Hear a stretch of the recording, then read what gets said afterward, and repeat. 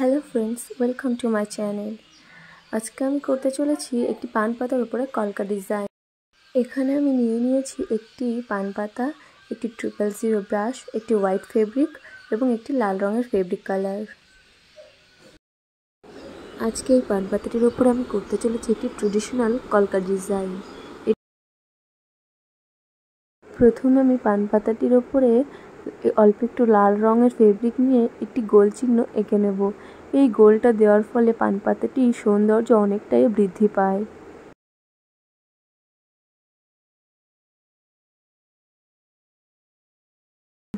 প্রথমে আমি একটু পান পাতাটিকে সোজা করে নিয়েছিলাম, যেহেতু পাতা সেই জন্য একটু উঁচু নিচু ভাব থেকেই যায়। তাই আমি এক সাইড থেকে প্রথমে ডটের সাহায্যে ডিজাইনটি শুরু করছি এবং তারপরে আস্তে আস্তে সাইডে ডিজাইনগুলি করব। আমি আম কলকা এবং ডট কলকার ব্যবহার করব, যেটি খুব সহজ এবং খুব সুন্দর লাগে দেখতে। কলকা জিনিসটাকে আমাদের যতটা সহজ বলে মনে হয়, আসলেও জিনিসটা কিন্তু অতটা সহজ নয়। আবার আপনি যদি একটু ধৈর্য ধরে করেন তাহলে খুবই সহজে খুব সুন্দর ডিজাইন হয়। এখানে মেন বিষয়টি হলো ধৈর্যের। আপনি যত ধৈর্য ধরে জিনিসটা করতে পারবেন ততই আপনার জিনিসটা ভালো হবে। তাড়াহুড়ো করে কলকা করতে বসলে বেশিরভাগ ক্ষেত্রে কলকাটি খারাপ হয়ে যায় এবং ফিনিশিংটাও সুন্দর আসে না। সেই জন্য ধৈর্য ধরে হাতে সময় নিয়ে সেই কারণে হাতে একটু বেশি সময় ধরে নিয়ে কলকাটি যদি করেন তাহলে কলকাটির ফিনিশিংটাও খুব সুন্দর আসে এবং দেখতেও খুব ভালো লাগে। কথা বলতে বলতে এদিকে আমার পান পাতাটির এক সাইডে ডিজাইন প্রায় কমপ্লিট হয়ে আসলো।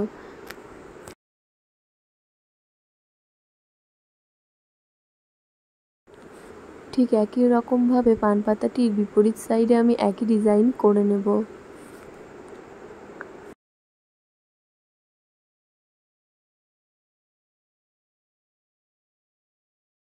এই পান পাতাটি আমি তৈরি করেছিলাম বৃহস্পতিবারে লক্ষ্মী ঠাকুরের ঘটে দেওয়ার জন্য। এগুলি সাধারণত বিয়ে বাড়িতে বা ফটোশ্যুটের জন্য ব্যবহার করে, কিন্তু ঘরে যেহেতু ঠাকুরকে দেবো সেই জন্য ভাবলাম একটু ডিজাইন করেই দিই।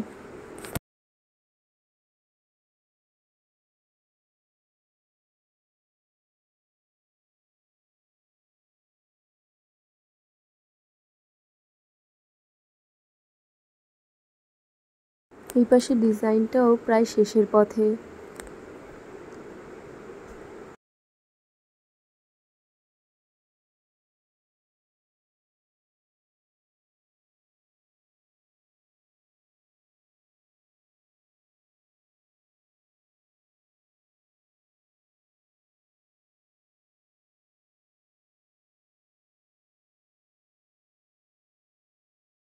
এখন আমি করব মিডিলে, মানে যে জায়গাটিতে আমি লাল ফেব্রিকের সাহায্যে রং করেছিলাম সেখানটাতে ডিজাইন করব। কারণ মাঝখানটা একটু বেশি ফাঁকা ফাঁকা লাগছিল, সেই জন্য একটু সাদা ফেব্রিক দিয়ে দিলে লালের পাশে খুব সুন্দরভাবে সেটি ফোটে। আর এখানে আমি ডট কলকার ব্যবহার করেছি, যেটি খুব সহজ এবং খুবই সিম্পল।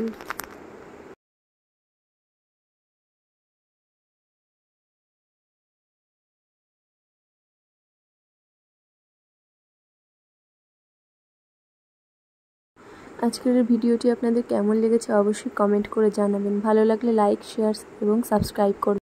আজকে এই পর্যন্ত, দেখা হবে পরের ভিডিওতে।